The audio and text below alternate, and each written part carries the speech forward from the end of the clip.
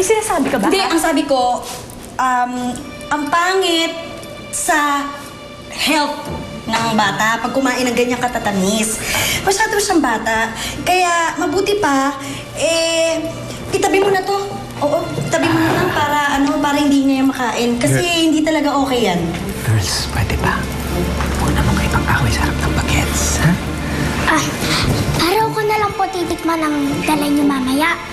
Supo po ko eh. Ay naman pala, gusto pa yung bagets. Okay. Doon muna tayo. Halika, magpalit ka nga ng damit mo. Alam mo, hindi porket ikaw ang girlfriend, pwede ka nang masunod dito sa pamamahin na to. Ang concern ko lang ay ang kapakanan ng pamangkin ko. Hoy, ngayon ka lang dumating sa buhay ni Daisy. Ako, matagal na ako nagsisilbing nanay-nanayan niya, no? Kaya wala kang karapatan na questionin yung mga desisyon ko. Bong, Nakikiusap ako sa inyong dalawa. Please, huwag naman kayo mag-away sa harap ni Daisy, ha? pasensya ka na, Bong, ha? Kasi talagang pakiramdam ko merong mali sa pamamahin na to. Pasensya na. Anong mali? Alam mo, teka nga wala ka bang trabaho sa inyo? Di ba may flower shop ka? Baka hinahanap ka na ng mga kliyente mo. Baka yun muna yung dapat mong asikasuhin. Di ba mas maganda yon? Bye!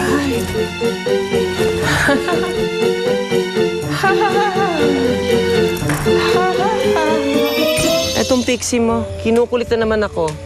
Ang sinasabi ko lang naman kay Daddy Bong, kay Tita Camila niya ituon ng atensyon niya at huwag nang mag-aksaya ng panahon. Sige kayo, baka makakita si Tita Camila ng ibang lalaki. CJ! Ano gusto mong inumin? Coffee, tea, or me? Patay! Magulo na nga nung dumating si Tita Ivy, tapos dumating pa si CJ. Naku, mas lalong malilito si Daddy Bong. Nag-travel ka all the way from Manila para lang kamustahin ako? Oo naman. Tsaka alam mo ba, may pagtatapat kasi ako sa'yo eh. Ano yun? May napupusuan na kasi ako eh.